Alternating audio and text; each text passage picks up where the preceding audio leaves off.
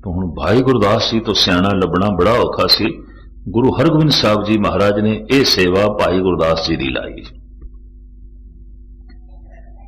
5 ਸਿੰਘਾਂ ਨੂੰ नाल ले वापस आ जाओ। जिन्ने चिर तक साडी पत्रिका ना जावे, साडा संदेशा ना थोड़े तक पहुंचे, तुसी वापस नहीं आना, प्रचार करते ही रहना है।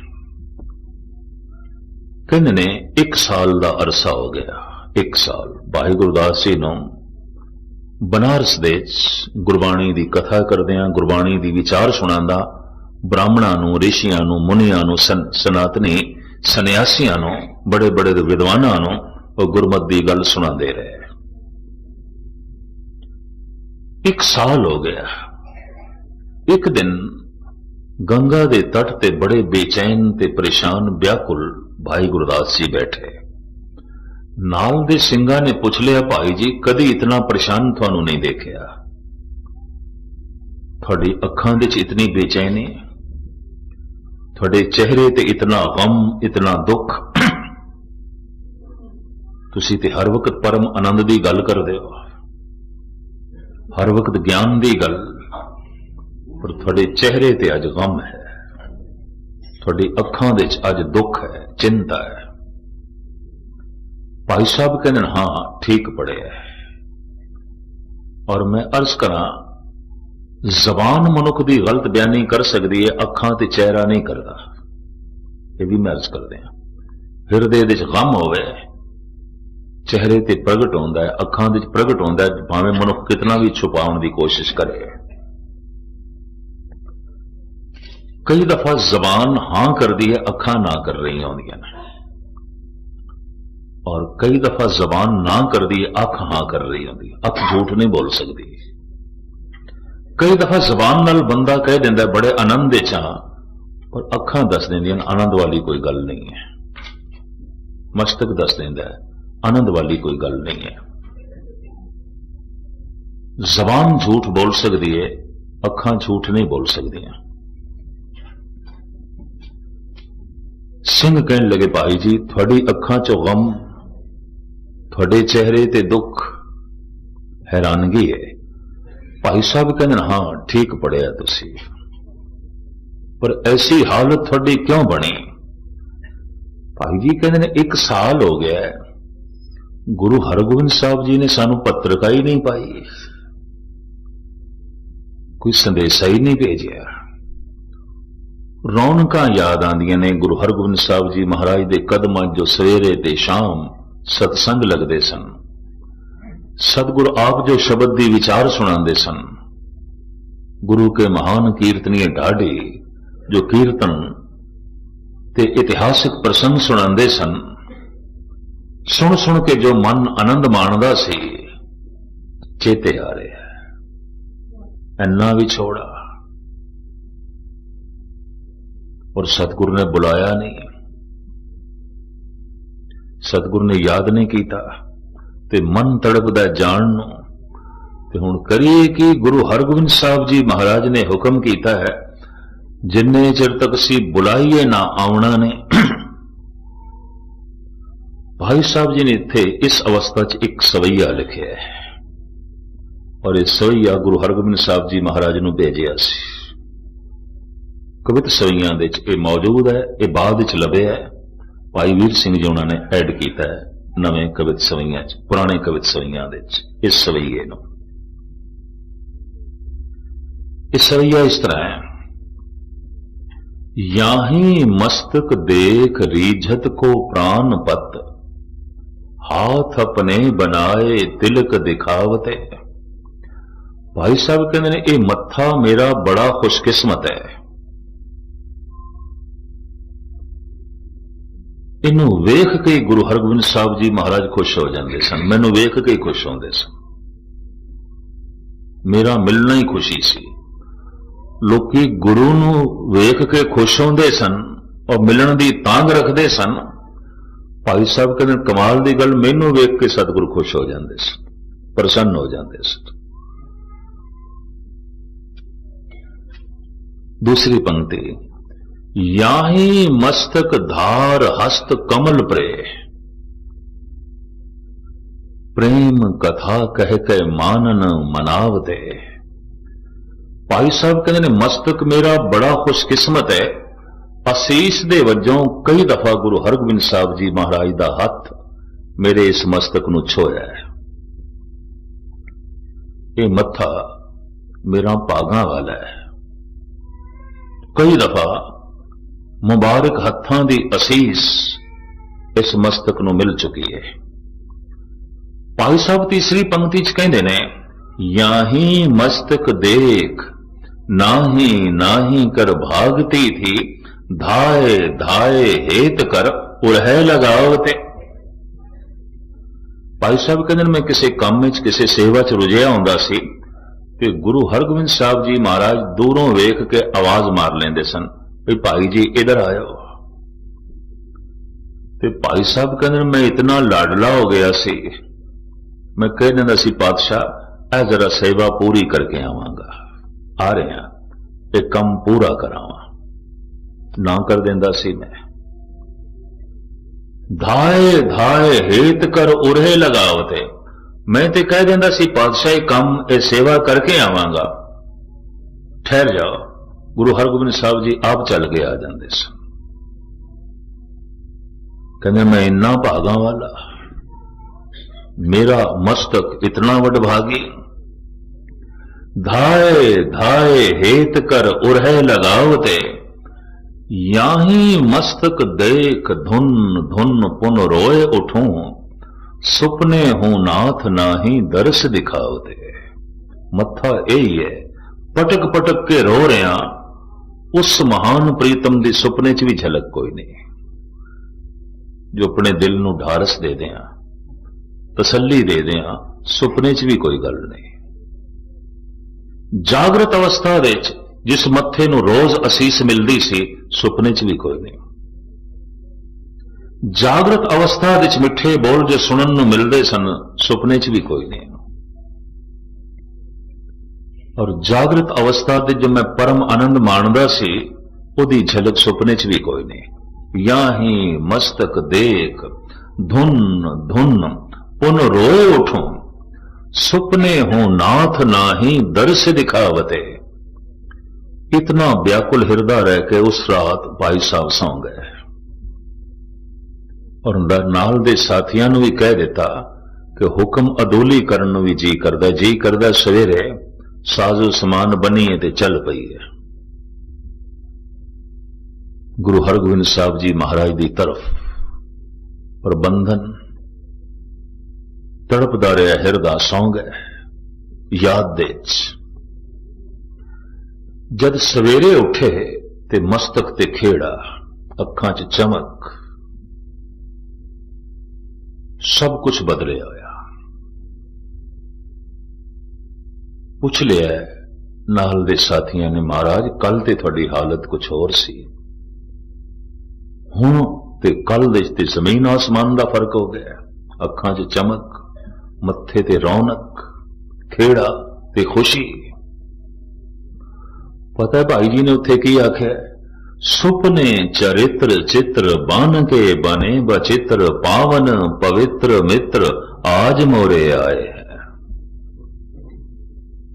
सुपने विच मेरे मित्र एक बचित्र जिहा रूप धारण करके जो पवित्रता दी मूर्ति ने अज मैनू सुपने च आए ने।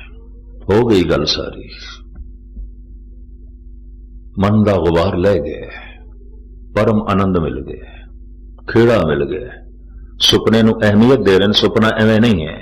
सुपने चरित्र चित्र बन के बने बचित्र, पावन पवित्र मित्र आज मोरे आए हैं। गुरु हरगोबिंद साहब जी महाराज बारे ये दूजा सवैया है। सुपने की सारी महानता मुख्तसर में अर्ज करा।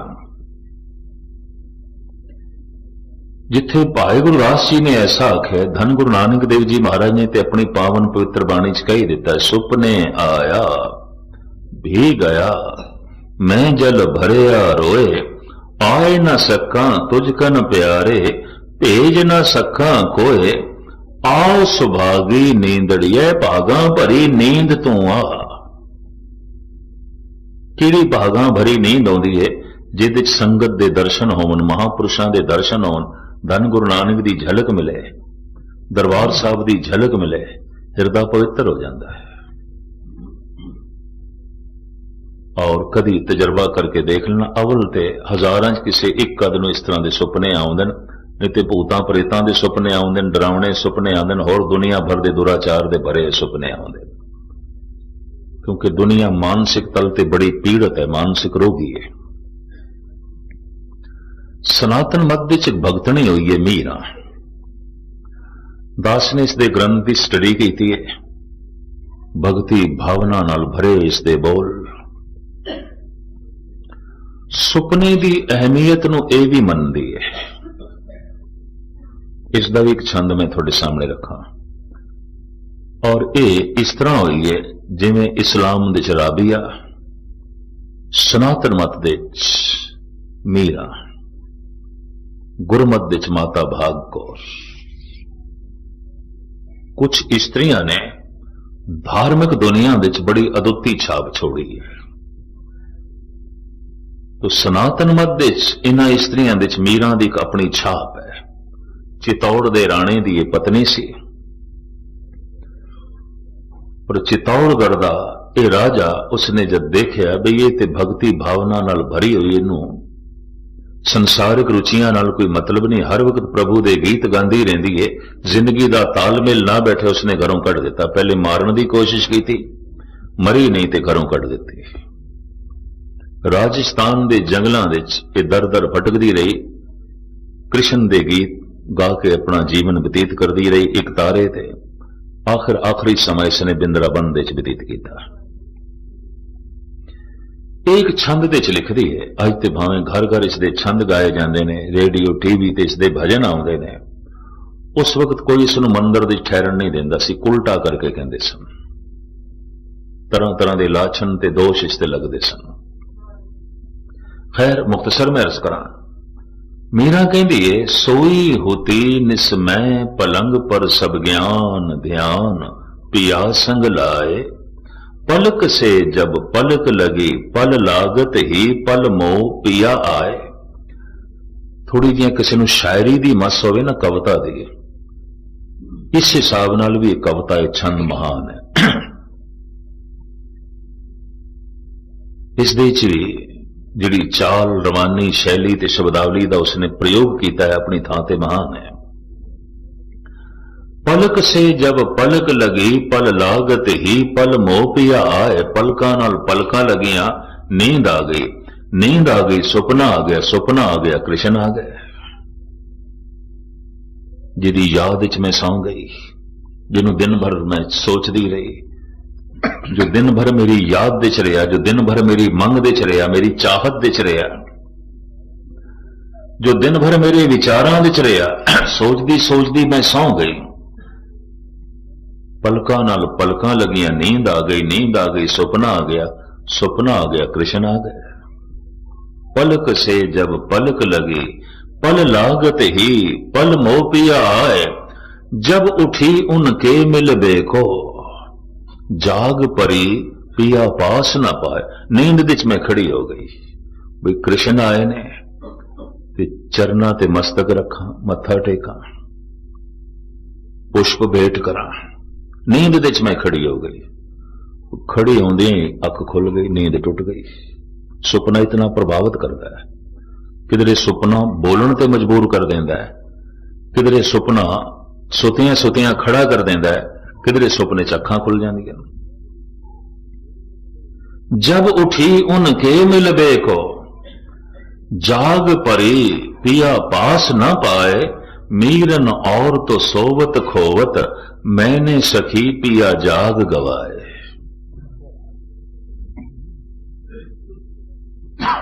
दुनिया सौ के रब नूं गवा बैठदी है, मैं जाग के गवा बैठी। होरी नींद आउंदी रहिंदी, सुपना लंबा बनिया रहना सी, परम आनंद बनिया रहना सी। मीरन और तो सोवत खोवत मैंने सखी पिया जाग गवाए। मैं ते जाग के गवा बैठी। लोकी सौ के गवा छड़ देन, मैं ते जाग के गवा बैठी। ਹੁਣ ਇਸ ਤਰ੍ਹਾਂ ਦਾ ਹਿਰਦਾ ਤੇ ਨੀਂਦ ਲਈ ਤੜਪੇਗਾ, ਉਸ ਤਰ੍ਹਾਂ ਦੀ ਨੀਂਦ ਲਈ ਆਓ ਸੁਭਾਗੀ ਨੀਂਦੜੀਏ ਮਤ ਸੋ ਦੇਖਾਂ ਸੋਏ। ਭਾਈ ਸਾਹਿਬ ਭਾਈ ਵੀਰ ਸਿੰਘ ਜੀ ਪੰਜਾਬੀ ਦੇ ਸੰਤ ਕਵੀ, ਗੁਰੂ ਗ੍ਰੰਥ ਸਾਹਿਬ ਦੇ ਟੀਕਾਕਾਰ, ਮਹਾਨ ਲਿਖਾਰੀ ਤੇ ਦਾਰਸ਼ਨਿਕ, ਸਰਗੋਦੇ ਦੇ ਸਨ। ਇਹਨਾਂ ਦੀ ਕਵਿਤਾ ਵਿੱਚ ਪੰਜਾਬੀ, ਲਹਿੰਦੀ ਪੰਜਾਬੀ ਦੀ ਝਲਕ ਹੈ, ਲਾਹੌਰ ਤੋਂ ਪਰੇ ਲਹਿੰਦੀ ਪੰਜਾਬੀ। ਆਪ ਕਹਿੰਦੇ ਨੇ, ਸੁਪਨੇ ਵਿੱਚ ਤੁਸਾਂ ਮਿਲੇ ਅਸਾਂ ਨੂੰ, ਅਸਾਂ ਧਾਗਲ ਵਕੜੀ ਪਾਈ, ਪਰ ਨਿਰਾ ਨੂਰ ਤੁਸਾਂ ਹੱਥ ਨਾ ਆਏ, ਸਾਡੀ ਕੰਬਦੀ ਰਹੀ ਕਲਾਈ। ਭਾਈ ਸਾਹਿਬ ਭਾਈ ਵੀਰ ਸਿੰਘ ਅਭਿਆਸੀ ਪੁਰਸ਼ ਸਨ, ਕੇਵਲ ਕਵੀ ਨਹੀਂ ਸਨ, ਨਾਮ ਰਸਕ ਸਨ, ਸਿਰਫ ਲਿਖਾਰੀ ਨਹੀਂ ਸਨ, ਟੀਕਾਕਾਰ ਨਹੀਂ ਸਨ। ਕਹਿੰਦੇ ਨੇ, ਸੁਪਨੇ ਵਿੱਚ ਤੁਸਾਂ ਮਿਲੇ ਅਸਾਂ ਨੂੰ, ਅਸਾਂ ਧਾਗਲ ਵਖੜੀ ਪਾਈ, ਪਰ ਨਿਰਾ ਨੂਰ ਤੁਸਾਂ ਹੱਥ ਨਾ ਆਏ, ਸਾਡੀ ਕੰਬਦੀ ਰਹੀ ਕਲਾਈ। ਹੁਣ ਤੇ ਤੜਪਦੇ ਰਹਿ ਗਏ, ਹੁਣ ਕਿਵੇਂ ਮਿਲੀਏ, ਝਲਕ ਵੇਖ ਲਈਏ। ਬਹੁਤ ਸਾਰੇ ਫਕੀਰਾਂ ਨੇ, ਸਾਧੂ ਸੰਤਾਂ ਨੇ, ਅਭਿਆਸੀਆਂ ਨੇ ਪਹਿਲੀ ਝਲਕ ਸੁਪਨੇ 'ਚ ਦੇਖੀ ਹੈ, ਪਰ ਤੱਕ ਗੱਲ ਬਾਅਦ ਵਿੱਚ ਬਣੀ ਹੈ। ਇਹ ਵੀ ਮੈਂ ਅਰਜ਼ ਕਰਦੇ ਹਾਂ। ਮੇਰੇ ਪੜ੍ਹਨ ਵਿੱਚ ਐਸਾ ਵੀ ਹੈ, ਕਈ ਸਵਾਲ ਜੋ ਲੋਕ ਹੱਲ ਕਰਨਾ ਚਾਹੁੰਦੇ ਸਨ, ਜਾਗਰਤ ਅਵਸਥਾ 'ਚ ਨਹੀਂ ਹੋਏ, ਸੁਪਨੇ 'ਚ ਹੋਏ ਨੇ। ਅਜੀਬੋ ਗਰੀਬ ਇਹ ਦੁਨੀਆ ਹੈ ਸੁਪਨਿਆਂ ਦੀ। ਈਰਾਨ ਵਿੱਚ ਇੱਕ ਚੋਟੀ ਦਾ ਫਕੀਰ ਹੋਇਆ ਹੈ, ਹਾਫਿਜ਼, ਦੀਵਾਨੇ ਹਾਫਿਜ਼, ਉਸਦਾ ਬਹੁਤ ਵੱਡਾ ਗ੍ਰੰਥ ਹੈ। ਦਾਸ ਨੇ ਉਸਦਾ ਮਕਬਰਾ ਦੇਖਿਆ ਹੈ, ਸੋਨੇ ਦੀ ਕਬਰ ਹੈ, ਤੇ ਜਿਹੜਾ ਮਕਬਰਾ ਬਣਿਆ ਉਹ ਕੱਚ ਦਾ ਬਣਿਆ, ਯਾਨੀ ਕੱਚ ਲਾਇਆ ਨਹੀਂ ਗਿਆ, ਕੱਚ ਨੂੰ ਪਿਘਲਾ ਕੇ ਦੀਵਾਰਾਂ ਖੜੀਆਂ ਕੀਤੀਆਂ ਗਈਆਂ। ਈਰਾਨੀ ਕਾਰੀਗਰੀ ਦਾ ਇੱਕ ਨਮੂਨਾ। ਸਾਰੀ ਦੁਨੀਆ ਤੋਂ ਜਿਹੜੇ ਟੂਰਿਸਟ ਆਉਂਦੇ ਨੇ, ਪਹਿਲਾਂ ਮਕਬਰਾ ਦੇਖਦੇ ਨੇ ਕੱਚ ਦਾ। ਮੈਂ ਫਿਰ ਇਸ ਤਰ੍ਹਾਂ ਕੱਚ ਲਿਆ ਕੇ ਉੱਥੇ ਜੋੜਿਆ ਨਹੀਂ ਗਿਆ, ਕੱਚ ਨੂੰ ਪਿਘਲਾ ਕੇ ਢਾਲ ਕੇ ਉਹਦੀਆਂ ਦੀਵਾਰਾਂ ਖੜੀਆਂ ਕੀਤੀਆਂ ਗਈਆਂ, ਉਹਦਾ ਮਕਬਰਾ ਬਣਾਇਆ ਗਿਆ। ਈਰਾਨੀ ਕਾਰੀਗਰੀ ਦਾ ਇੱਕ ਨਮੂਨਾ,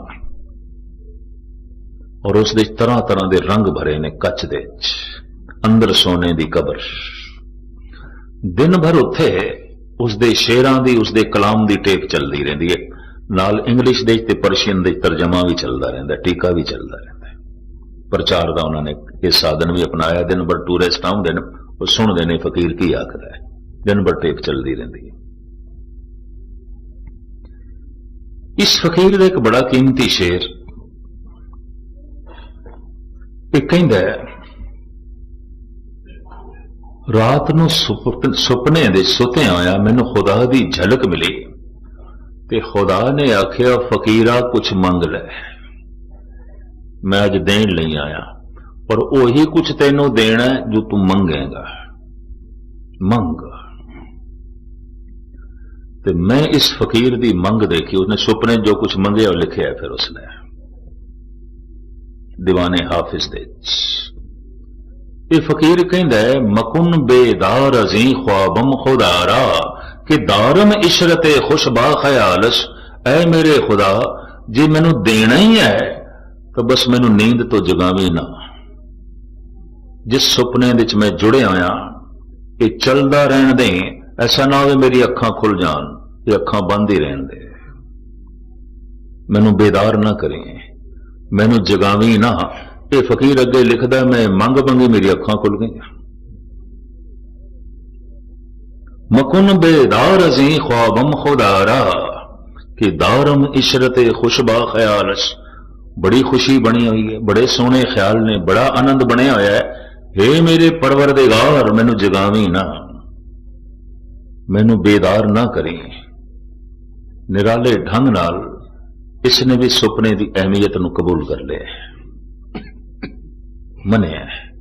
धन गुरु नानक देव जी महाराज ते कहंदे ने, हे परिपूर्ण परमात्मा, सुपने विच झलक देण वाले हो, चले गए हो, बख्शिश करो ऐसी कोई भागा भरी नींद फिर आवे। सुपने आया भी गया, मैं जल भरया रोए, आए न सका तुझ कन प्यारे, भेज न सका कोए।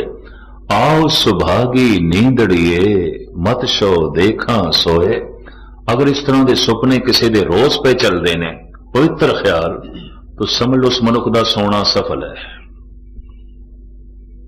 वो जागरिया ते रब नाल जुड़िया ही रहिंदा, सोचदा रहिंदा, रात नूं सुपने च जुड़िया रहिंदा।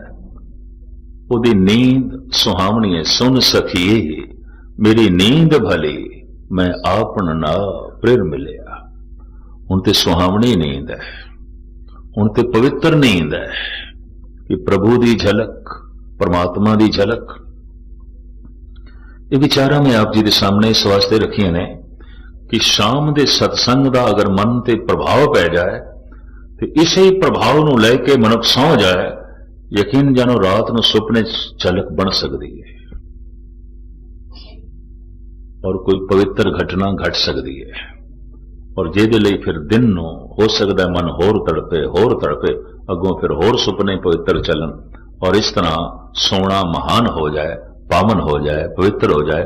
धन गुरु ग्रंथ साहब जी महाराज बख्शिश करन, साडा जागना सफल होवे, साडा सोना भी सफल होवे और ये पंक्ति साडे उत्ते पूरी उतरे। उठत बैठत सोवत नाम, सुतियां भी नाम नाल संबंध जुड़े है। सुतपियां भी जो है बंदगी हो रही है, सुतपियां जो है प्रभु की झलक का मिलाप हो रहा है। पातशाह इस तरह की सारियां ते बख्शिश करे, रहमत करे। इत्थे समाप्ति। सारियां दा हार्दिक तौर पर धन्यवाद।